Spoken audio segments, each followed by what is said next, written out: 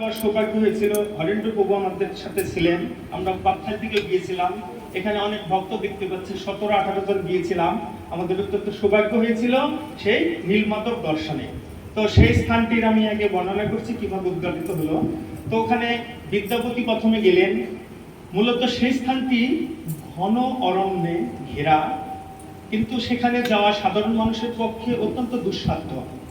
তো এইভাবে বিদ্যাপতি প্রথমে তিনি সবর রাজ বিষবস্তুর সন্ধান তিনি লাভ করলেন। মূলত সনাতন ধর্মের, হিন্দু ধর্মের সবচেয়ে নিচু শ্রেণীর যে সমস্ত জাতি আছে, তাদের মধ্যে সর্বনিম্ন শ্রেণীর জাতি হচ্ছে এই সবরেরা। তারা পদার্থ ভক্ষণ করে, পশু শিকার করে, মূলত ব্যাধ যেরকম এরকম হচ্ছে তাদের কার্যকলাপ, ক্রিয়াকলাপ। তো সেই সময়ে মূলত ভগবানের আরাধনা করতে পারতেন, পূজা করতে পারতেন, একমাত্র অধিকার ছিল ব্রাহ্মণদের। ব্রাহ্মণ ছাড়া ভগবানের পূজা করা নিষেধ ছিল। এ তো সবর, সে তাহলে কি করে সে এই ভগবানের আরাধনা করতে পারবেন, ভগবানের পূজা করতে পারবেন? এটা তো সম্ভব নয়, কারণ তার মৃত্যুদণ্ড হবে। কেউ যদি জানতে পারে, কোনো রাজা যদি জানতে পারে এই সবর হয়ে তিনি, আমরা জানি ব্রাহ্মণ, ক্ষত্রিয়, বৈশ্য, শূদ্র, শূদ্রর চেয়েও অনেক গুণ নিচে হচ্ছে এই সবর। তার তো কোনো অধিকার নেই এই ভগবানের পূজা করার, তাহলে সে কি করবে? কিন্তু বিদ্যাপতি হচ্ছেন অত্যন্ত জ্ঞানী, তাই তিনি কি করলেন? প্রথমে সেই সবর রাজের যে বাড়ি, কুটির, সেখানে তিনি উপস্থিত হলেন। উপস্থিত হয়ে তার আতিথ্যতা গ্রহণ করলেন। তার ছিল একটি মেয়ে, নাম ছিল ললিতা। তাকে তিনি ভালোবাসা দিয়ে, ভালোবেসে তাকে তিনি বিবাহ করলেন, বিবাহ বন্ধনে আবদ্ধ হলেন। হয়ে এখন আমি সংক্ষেপে বলছি, যেহেতু মাত্র 30 মিনিট সময়। তো তারপর ওখানে তিনি স্বামী স্ত্রীর সাথে কথা বলছে। আচ্ছা, আমাদের পিতা, তোমার পিতা, আমার শ্বশুর মশাই প্রতিদিন রাত্রিবেলায় কোথায় যান? তিনি সেই মধ্যরাত্রিতে যান, আর রাত্রি শেষ হওয়ার পর তিনি আসেন। কিন্তু তিনি যখন আসেন, তার শরীর দিয়ে পদ্মগন্ধ, সেন্ট আসে। শুধু তাই নয়, আর তার শরীরের জ্যোতি, অঙ্গকান্তি অন্যরকম একটা ভাব চলে আসে। অর্থাৎ কি, তার শরীরে ভগবানের সেবা পূজা করার পর তার চোখ, মুখ, সমস্ত শরীর কি হয়? ওই কৃষ্ণ প্রেমে, ভগবানের প্রেমে কি হয়? উৎফুল্লিত হয়ে অন্য একটা ভাব বিরাজ করে। তখন বলছে এটা বলা যাবে না। স্ত্রী স্বামীকে বলছে বলা যাবে না। ললিতা সে বিদ্যাপতিকে বলছে না, আমার খুব জানতে ইচ্ছুক করে উনি কোথায় যান। একদিন, 2 দিন, 3 দিন এই ভাব করার পর তো একদিন বলে ফেললেন। স্বামী স্ত্রীর ব্যাপার তো কোনো কথা কিন্তু গোপন থাকে না। এই কথাটিও আর গোপন থাকলো না। কি, আমার বাবা না ভগবানের পূজা করতে যান। এখন বিদ্যাপতির উদ্দেশ্য কি? ভগবানকে খুঁজে বের করার জন্যই কিন্তু তিনি এই অভিনয়টা করছেন। তো তারপর তিনি বললেন যে আমার তো যাওয়ার খুব ইচ্ছা, আমি ভগবানকে দর্শন করিনি কখনো, আমার খুব ইচ্ছা। বলছে না, সাবধান, এটা মুখ দিয়ে বলা যাবে না। আমাকে নেয়নি, আমি তার কন্যা, আমাকেই নেয়নি, আর তুমি তো তার মেয়ের জামাই, তোমাকে তো নিবেই না। বলছে না, আমার খুব যাবার ইচ্ছা। তো তখন বলছে না, এটা সম্ভব না, তুমি তোমার বাবাকে একটু বলেই দেখো না। স্বামী তার স্ত্রীকে বলছেন। এখন মেয়ের আবদার, জামাইয়ের আবদার, এটা কি ফেলে দেওয়া যায়? একদিন, 2 দিন, 3 দিন এইভাবে করতে করতে সবররাজ বিষবস্তু একদিন রাজি হয়ে গেলেন। বলছে আমি নিয়ে যাব, কিন্তু একটা কন্ডিশন আছে। কি কন্ডিশন? শর্ত, কঠিন শর্ত। কি? তাকে চোখ বেঁধে নিয়ে যাব, সে যেন রাস্তা চিনতে না পারে। আর বিদ্যাপতি তো হচ্ছে অত্যন্ত জ্ঞানী গুণী একজন ব্যক্তি। তিনি কি করেছে? ঠিক আছে, আমি এতেও রাজি আছি। আর বিদ্যাপতির চোখ বাঁধা হলো, তাকে নিয়ে যাবে। কিন্তু তিনি তো জ্ঞানী গুণী, জ্ঞানী লোকের কি প্রমাণ? তার বহির্বাসের মধ্যে কতগুলো সর্ষের দানা তিনি বেঁধে ফেললেন। সর্ষের দানা বেঁধে এভাবে তিনি নিয়ে নিলেন। তো রাস্তা দিয়ে যাচ্ছে, গভীর অরণ্য, রাত্রির বেলা, সামনের দিকে কোনো কিছুই দেখা যায় না, বন, পাহাড়। আর তিনি কি একটু একটু যাচ্ছে, আর সর্ষের দানাগুলি একটু একটু ফেলে ফেলে ফেলে ফেলে যাচ্ছে। এভাবে যেতে যেতে যেতে যেতে অনেক সময় পর সেই যেখানে নীলাদ্রি ভগবান নিহিত হয়ে আছেন, সেবিত হচ্ছেন, সেখানে পৌঁছালেন। পৌঁছানোর পর এখন তার চোখ খোলা হলো। চোখ খুলে তিনি দেখতে পেলেন ওখানে একটি বিশাল মহির্ঘ অর্থাৎ বট বৃক্ষ রয়েছে। সেই বৃক্ষের একটি মরা ডালের মধ্যে একটি কাক বসে আছে। বসে থাকা অবস্থায় সেই বৃক্ষটি থেকে সেই মরা ডাল ভেঙে সে কাকটি কি করলেন, ওই জলে পড়ে গেলেন, সে সরোবরে পড়ে গেলেন। সরোবরে পড়ে যাওয়ার সঙ্গে সঙ্গে সেই কাকটি মৃত্যুবরণ করলেন এবং চতুর্ভুজ রূপ ধারণ করে তিনি কি একটি দিব্য বিমানে করে সে ভগবত ধামে তিনি প্রবেশ করলেন। সকলে বলুন নিতাই গৌর হরি বল। তাহলে একটি কাক যদি অনিচ্ছা সত্ত্বেও তিনি মৃত্যুবরণ করলেন, আর সেই স্থান থেকে তিনি কি করলেন, ভগবত ধামে তিনি গমন করলেন। আর কেউ যদি শ্রদ্ধা চিত্তে ভক্তিময় ভাব নিয়ে সেখানে স্নান করেন, তার কি গতি হতে পারে একবার আপনারা চিন্তা করুন। মনুষ্য দেহ পেয়ে যদি কেউ একবার ওখানে স্নান করতে পারেন, তাহলে তার কি গতি হতে পারে। হরি বল হরে কৃষ্ণ। আমরা সকলে স্নান করেছিলাম, হরেন্দ্র প্রভু ছিলেন, আমরা ছিলাম, আমাদের স্নান করার সেই সৌভাগ্য হয়েছিল। তো যা বলছি সেটা হলো, তারপর তাকে ওখান থেকে আরো এখানে অনেক বর্ণনা আছে। তারপর ওখান থেকে সেই বিদ্যাপতিকে ভগবানকে দর্শন করতে নিয়ে যাওয়া হলো। তো তখন তিনি যখন ওখানে গেলেন, যাওয়ার পর তিনি দেখতে পেলেন ওখানে ভগবান পূজিত হচ্ছে। কি তার রূপটা কি, ইন্দ্রমণিময় বিগ্রহ রূপে অর্থাৎ নীল কান্তি রূপে ওখানে ভগবান পূজিত হচ্ছেন এবং তার দাদা বলদেব এবং ছোট বোন সুভদ্রা সহ ওখানে পূজিত হচ্ছেন। তো এখন একটা প্রশ্ন আসতে পারে যে ওখানে আপনি প্রভু ভগবানের নাম বললেন যে নীলমাধব, ভগবানের গায়ের রং নীল কেন, তাই না? এরকম একটা প্রশ্ন আসতে পারে। একটা জিনিস খেয়াল রাখবেন, আমাদের জগন্নাথের গায়ের বর্ণ কেমন দেখি, ভুলে গেলে খবর আছে। জগন্নাথের গায়ের বর্ণ কেমন, একটু আগে আরতি হলো, কেমন কে বললো, হরি বল, কালো। মনোযোগ দিয়ে দেখি, দেখেন অনেকে এটা বলতে ভয় পাচ্ছে। সুভদ্রার গায়ের বর্ণ কেমন, হলুদ। জোরে করে বলবেন হলুদ। বলদেবের গায়ের বর্ণ কেমন, সাদা। আর আমি এখানে জগন্নাথের বর্ণ লিখে দিচ্ছি নীল। উল্টা পাল্টা হলো না একটু?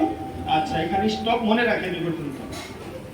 তো এইভাবে তো নীলমাধবের দর্শন পেয়ে সেই বিশ্ববসু রাজার কাছ থেকে তিনি বিদায় নিলেন। যাবার পর তিনি কি করলেন, একটি প্রসাদী মালা নিলেন।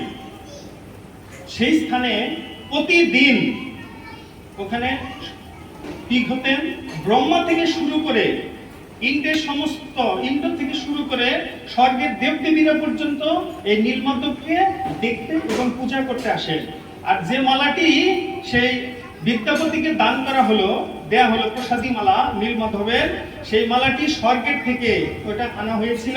সেই প্রসাদী মালাটি সেই বিশ্ববসু রাজা সেই বিদ্যাপতিকে দিলেন এবং তিনি সেটা কি ইন্দ্রদূত মহারাজের জন্য তিনি নিয়ে গেলেন। তো ওখান থেকে রওনা হলেন। আগে তিনি মেসেজ পাঠিয়ে দিয়েছেন সেই ইন্দ্রদূত মহারাজকে। ইন্দ্রদূত মহারাজ তিনি তার রাজ্যকে সমস্ত সুন্দরভাবে সাজিয়েছেন যে ভগবান সন্ধান পাওয়া গিয়েছে, খবর আসছে, তাহলে তার কেমন লাগতে পারে একবার চিন্তা করুন। তারপর তিনি সমস্ত উৎসবের আয়োজন করলেন। ঠিক সেই সময়ে ওখানে আবার সেই বিদ্যাপতি এসে উপস্থিত হলো।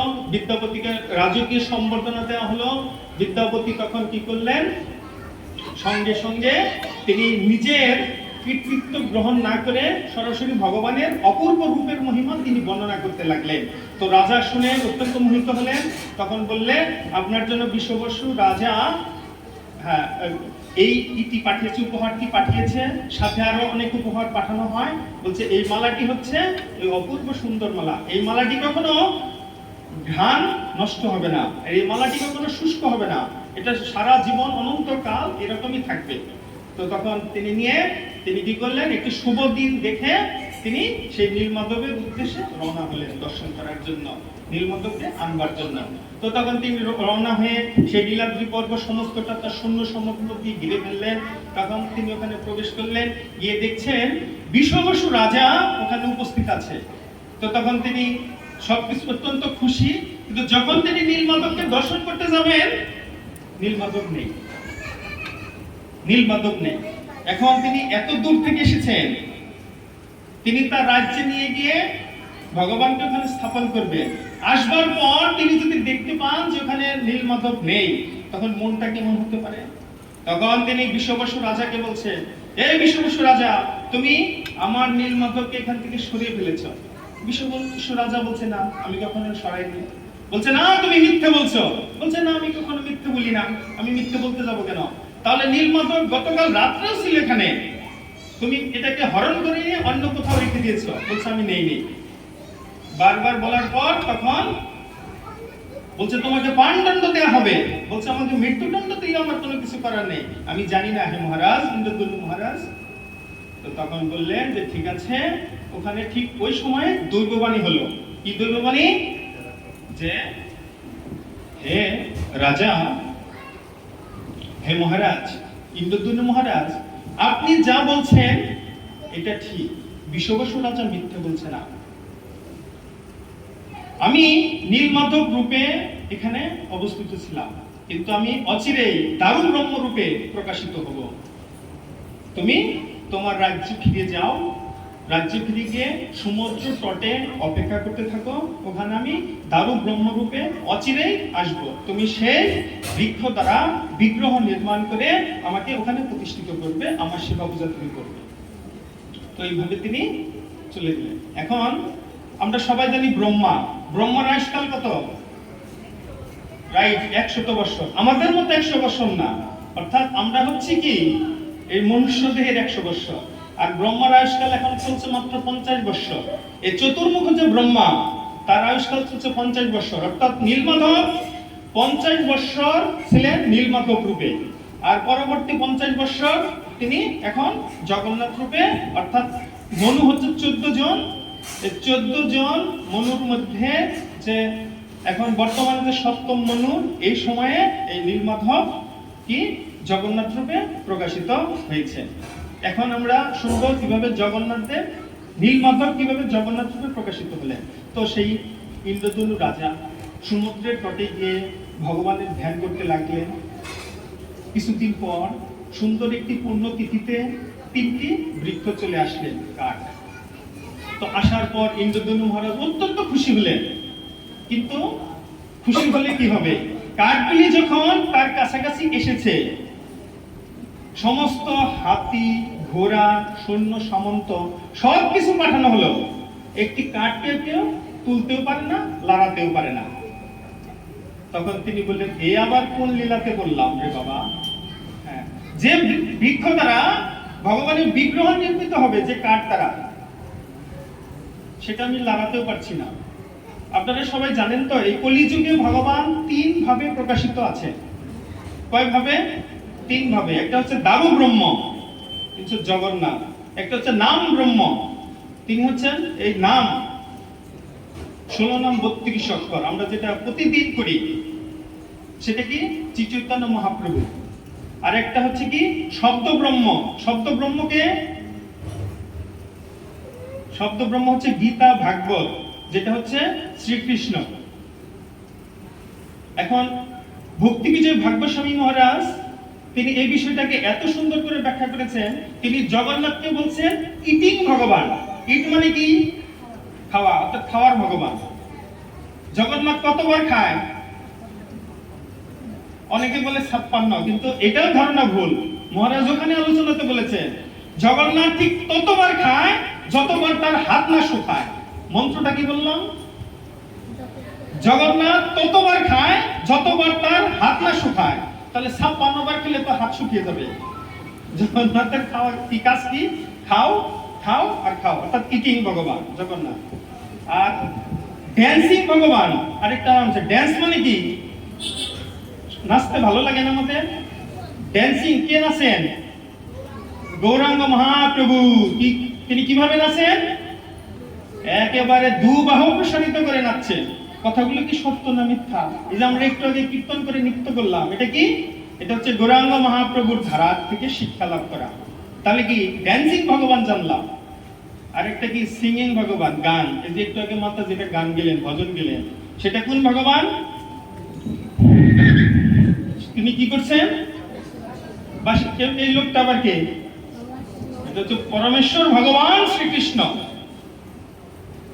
তাহলে আমরা ইটিং ভগবান জানলাম, সিঙ্গিং ভগবান জানলাম, ড্যান্সিং ভগবান জানলাম। এক কথা আনন্দ, ভগবান কি করেন? খায়, গান খায়, আবার নাচেও। ঠিক আছে, তো হরি বল হরে কৃষ্ণ। তো ওখানে যখন দৈববাণী হলো, ইন্দ্রদ্যুম্ন মহারাজ তখন আবার প্রার্থনা করলেন যে কি করে আমি এটা নিয়ে বিগ্রহ প্রতিষ্ঠা করতে পারবো। তো তখন বললেন যে ইন্দ্রদ্যুম্ন মহারাজ, এক পাশে তুমি ধরো, এক পাশে বিদ্যাপতি ধরো, ধরে নিয়ে যাও। যখন দুইজন ধরলে সুন্দর মতো সেই দারু বৃক্ষগুলি ওখানে নিয়ে যাওয়া হলো। এখন নিয়ে যাওয়ার পরে এই সারা পৃথিবী থেকে বিভিন্ন রকম যারা চিত্রকর্ম তাদেরকে আনয়ন করা হলো, নিমন্ত্রণ করা হলো বিগ্রহ তৈরি করার জন্য। সবাই আসলেন, হ্যাঁ আমি তৈরি করব। এসে কাঠের মধ্যে কি একটা প্যারাকোকেও ঢোকাতে পারে না, একটা বাটালোকেও একটু খোদাই করতে পারছে না। আরেক বিপদ হলো। তো এইভাবে আস্তে আস্তে এক বৃদ্ধ জরাগ্রস্ত, ঠিক মতো চোখেও দেখতে পান না, তিনি আসলেন। তো আসার পরে বলছেন আমি বিগ্রহ তৈরি করে দেব।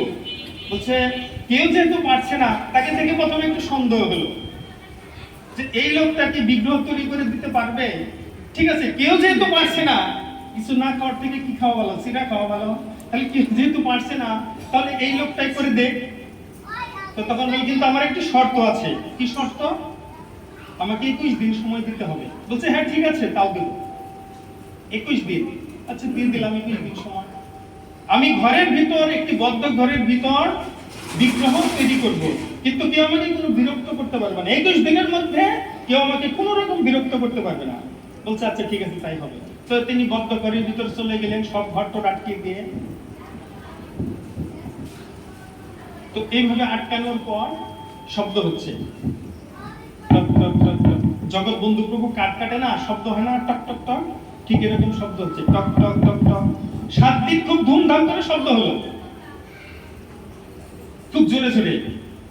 তারপর থেকে আস্তে আস্তে একটু কমতে থাকলো, আরো 7 দিন হলো, 14 দিন খুব শব্দ হলো। 15 দিনের দিন আর শব্দ হয় না। শব্দ যে হয় না, একদম বন্ধ। এদিকে আমরা যাকে মাসি বলি, আমাদের মাসির নাম কি? আমাদের মাসির নাম কি এখন? এইবারই গৃহকর্তীর নাম কি? গুন্ডিচা, রাইট। এই যে আমাদের যে মাসি গুন্ডিচা, তিনি কি করলেন?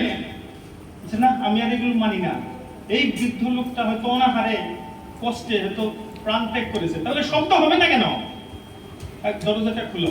এখন স্ত্রীর কথা স্বামীর তো শুনতে হবে, তাই না? না শুনলে কেমন হয়?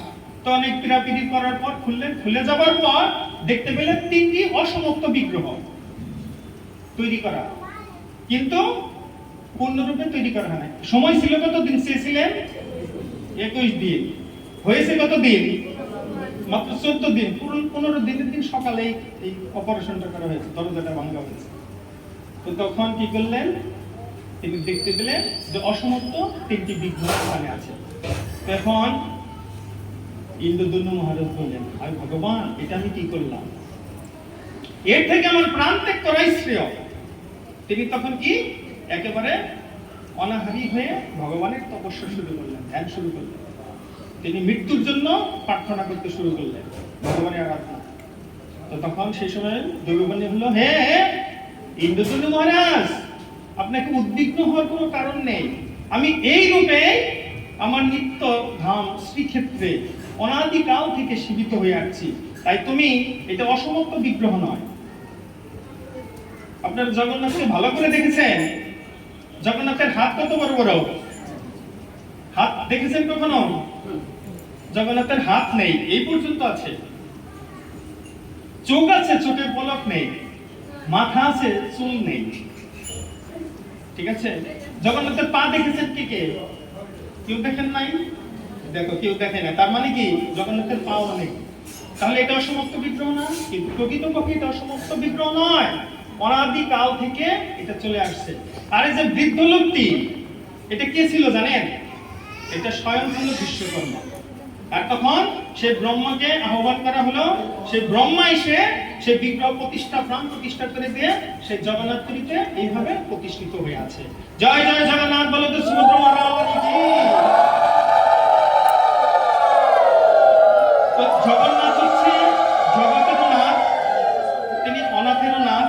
দেখুন আমরা মন্দিরে যেতে পারি না, তাই না? আর জগন্নাথ আমাদেরকে কৃপা করার জন্য কি করেন, তিনি রাজপথ থেকে এক রাজপথে নেমে আসেন, তিনি মন্দির থেকে।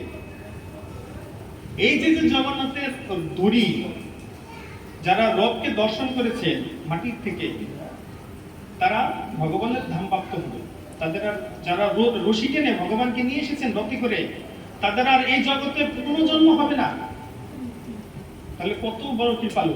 আমরা অন্যান্য বিগ্রহ ভোগ লাগাই, কত কিছু নিয়ম কানুন, হ্যাঁ, জায়গাটা মুছো, তুলসী পাতা আনো, ফুল আনো, ভগবানকে অফারিং করো, ওখানে নিয়ম নিষ্ঠা মতোই করো। আর জগন্নাথকে যে আপনারা দিয়েছে, কলা দিয়েছেন, ভোগ লাগিয়ে দিয়েছেন, নাকি ধরও প্রয়োজন মনে করেননি, যে যেমনি পারেন ওটা কি একমাত্র ভক্তি দিয়ে দিলেই জগন্নাথ সেটা গ্রহণ করে। আপনারা কি ওখানে ধুয়ে কেউ দিয়েছেন, নিবেদন করেছেন, কখনো মন্ত্র বলেছেন? কেউ বলেছেন নীলাচল নিবাসায় নিতায় পরমাত্মনে বলভদ্র সুভদ্র এবং জগন্নাথের নাম, এইভাবে কি করে আস্পন করে পবিত্র করে হে জগন্নাথ তুমি কৃপা করে গ্রহণ করে, এরকম কি বলেছেন? কেউ বলেনি, বলতেও হয় না। তার কারণ কি, আপনি যদি ভক্তি দিয়ে দেন তাহলে সেটা জগন্নাথ গ্রহণ করবে। জগন্নাথের এই রূপটা হওয়ার কারণও আছে। তার কারণটা কি, এটা হচ্ছে বিশেষ একটি রূপ, বিশেষ একটি কৃপা। এটা আবার কেমন, কৃষ্ণের কতগুলো স্ত্রী ছিল, বউ ছিল? মাত্র 16,108টি। 16,108টি স্ত্রী থাকার পরেও সে কি করত, তার মন প্রাণ কোথায় পড়ে থাকতো? সেই ব্রজে, সেই বৃন্দাবনে পড়ে থাকতেন। তাই তিনি কি করতেন, শয়নে স্বপনে যখনই মনে হতো হে রাধে, হে বৃন্দাবনবাসী, হে শ্রীদাম সুদাম দাম সুদাম, তিনি এইভাবে চিৎকার করে উঠতেন। ঘুমের ঘরেও তিনি চিৎকার করে উঠতেন। তাই তার এই 16,108টি বউ মিলে পরিকল্পনা করছে। করবে না পরিকল্পনা? কি পরিকল্পনা? স্ত্রী লোকের তো এরকম পরিকল্পনা হয় স্বাভাবিক, স্বাভাবিক না? যে আমরা এত সুন্দরী সুন্দরী 16,108টি বউ থাকার পরে, স্ত্রী থাকার পরেও কৃষ্ণ কেন তার মনটা ওখানে দিয়ে রেখেছে? এই লীলাটি জানার দরকার আছে না আমাদের একটু। আচ্ছা সংক্ষেপে বলি, একেবারে লীলাটি অত্যন্ত ছোট। তো তখন তারা সিদ্ধান্ত নিলেন যে আমরা এই ভগবানের মানে এই আমাদের স্বামীর বাল্য লীলা এবং যৌবন লীলা শ্রবণ করতে চাই। তাহলে এটা কে দেখেছে? একমাত্র কে দেখেছে? ওখানে যারা আছে, কে বললো না? রোহিণী মাতা, রাইট। কে বললো? মাতাজি। আচ্ছা, খুব ভালো। রোহিণী মাতা এই লীলাটি স্বচক্ষে দর্শন করেছে ওখানে যারা ছিলেন। আমরা রোহিণী মাতার কাছ থেকে শ্রবণ করব, কিন্তু একটা শর্ত আছে। যেদিন কৃষ্ণ এবং বলরাম আমাদের এখানে না থাকবে, সেদিন এই লীলাটি বলা যাবে। কারণ কৃষ্ণ এবং বলরাম যদি জানতে পারে এই লীলা, তাহলে তাদের আর এখানে রাখা যাবে না। তাদের মধ্যে অষ্টসাত্ত্বিক ভাব আসবে, তারা মৃতপ্রায় অবস্থা হয়ে যাবে। বৃন্দাবনের লীলা যদি তারা শ্রবণ করে, তাহলে তাদের আর আমাদের রাখার কারো কোনো ক্ষমতা নেই, কোন স্ত্রীর ক্ষমতা নেই আর কৃষ্ণ এবং বলরামকে ওখানে রাখা। তাই তারা সবাই মিলে কি করলেন, একদিন কৃষ্ণ এবং বলরাম একটা বিশেষ কাজে এক জায়গায় গিয়েছিলেন। জায়গাটা কার বাসা যেন, হরেন্দ্র প্রভুর নামটা ভুলে গেলাম, মনে পড়ছে না, কার বাসায় যেন একটা গিয়েছিলেন একটা কাজে। তো সেদিন তারা কি করে, এই লীলাটি শোনার জন্য একটা ঘরের মধ্যে 16,108 জন বসে, রোহিণী মাতা বসে, আর দরজায় দ্বাররক্ষী হিসেবে সুভদ্রাকে রাখেন। সুভদ্রাকে বলছে, সুভদ্রা শোনো, তুমি ভিতরে কি হচ্ছে কেউ যেন প্রবেশ করতে না পারে, আর কৃষ্ণ এবং বলরাম আসলে সঙ্গে সঙ্গে আমাদেরকে তুমি জানাবে, মেসেজ দেবে যে হ্যাঁ এসে গেছে, এসে গেছে, বন্ধ বন্ধ, তখন লীলা বন্ধ হয়ে যাবে। বলছে আচ্ছা ঠিক আছে। তো তখন রোহিণী মাতা লীলা বলতে শুরু করছে। এই বৃন্দাবনের লীলা শুনে রোহিণী মাতা কি তার এমন একটা প্রেম এসে গেছে, কোথা দিয়ে যে কোথায় সময় যাচ্ছে তিনি তাও খেয়ালই নেই। আর 16,108 জন স্ত্রী এমন ভাবে তার সেই আলোচনাগুলো শ্রবণ করছে, তাদের বাহ্যজ্ঞান তার হারিয়ে ফেলেছে। আর সুভদ্রা দরজার সামনে এভাবে দাঁড়িয়েছিল, তিনি এমন ভাবে দাঁড়িয়েছে, শুনতে শুনতে তার হাত দুটি, এই যে দেখুন হাত তো মানুষের এরকম থাকে না, শুনতে শুনতে শুনতে শুনতে আপনারা কেউ কচ্ছপ দেখেছেন? কচ্ছপ কে কে দেখেছেন? সবাই দেখেছি। এই কচ্ছপের হাত কোথায় থাকে? ভিতরে থাকে, বাইরে থাকে না। সুভদ্রার হাতগুলি কি হয়েছে, যেতে যেতে যেতে যেতে একেবারে ভিতরে, মানে শুনতে শুনতে লীলা শ্রবণ